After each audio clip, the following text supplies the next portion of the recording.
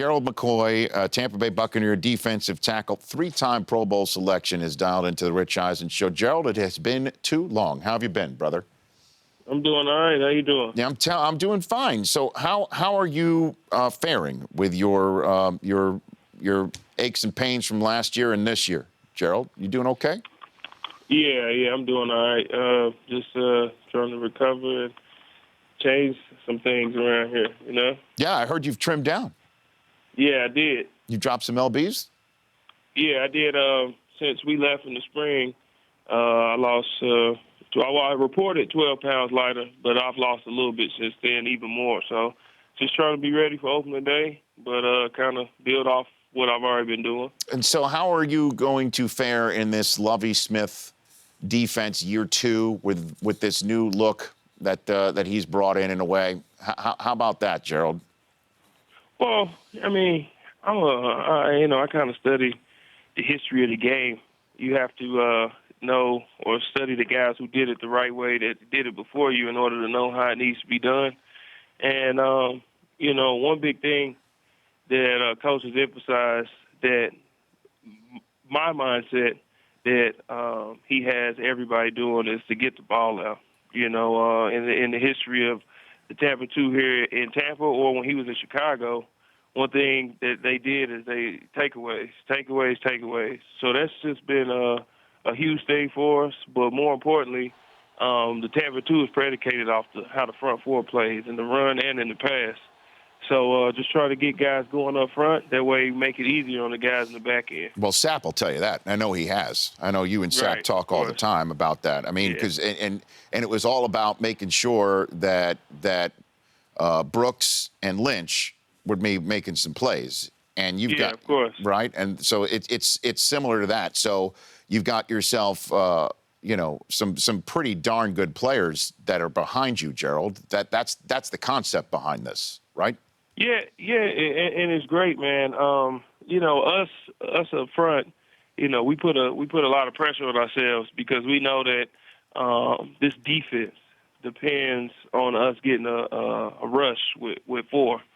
So one thing we've been working on up front is, make sure our rush lanes are right, feeling each other in a rush, and making sure we stout in the run game. And you got guys like Levante David, Danny Lansana, a young guy, and Quan Alexander. Mm-hmm. We got, our corners. You got Alteron Burner and Jonathan Banks. And then in the back end, you got Bradley McDougal and Major Wright. It's just, that group right there, if we can get things going up front, it's going to be hard to move the ball on us. And then you got yourself an offense that might be able to put some points on the board. I mean, Sapp would always tell me, he'd tell his offense, just give me 10, give me 17, we'll take care of the rest. And now you got yourself with Winston, Jameis Winston, and all those tall wide receivers. I think they're all over 8 feet, if I'm not mistaken. Yeah, right? Yeah, they all are. Yeah, they all huge. Man, here's how I see it. You got a guy in Austin Safarian Jenkins at tight end who, had an injury-plagued rookie year, but still played well. And the things he's been able to do in the spring in this camp, if you just get the ball to him, he'll come down with it. And he's a pretty good blocker. You got Mike Evans, who had a spectacular rookie season, who I always say is a special player, because he's just doing everything he's doing off raw talent. Once he learns how to play actual football, it can get scary. Vincent Jackson, my nickname for him is the ultimate professional, just does everything the right way, and a great guy to look up to. And then you got the kid. Obviously, Wynn is tagged to him. He won a national championship, won the Heisman, only lost one game in college, and he brings that over to our team. We have to do our best on defense to get the ball in his hands, because if you put the ball in his hands, something special is going to happen. Gerald McCoy here on the Rich Eisen Show. So how has Jameis Winston taken control, leadership-wise, Gerald? The thing he's doing the best of is he's just being a rookie. And when I say that is, he knows his role, and his role is to be the starting quarterback for the Tampa Bay Buccaneers. When he's asked to speak up, he doesn't mind doing it. He doesn't mind taking on that leadership role, but he knows right now we have guys who are already in their leadership role. Enjoy being a rookie. Have fun while you're a rookie, because that tag that most teams have, that franchise tag is going, or the franchise player is usually the quarterback, and he's up next.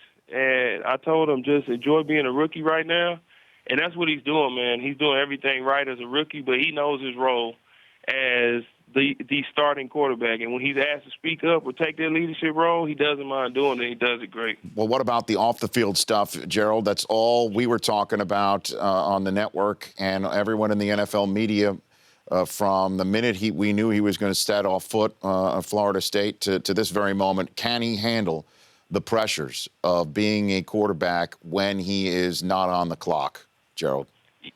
Yeah, I truly believe he can. The things he did is just that's just immaturity and him growing up, maturing as a man, not just a football player, but as a man.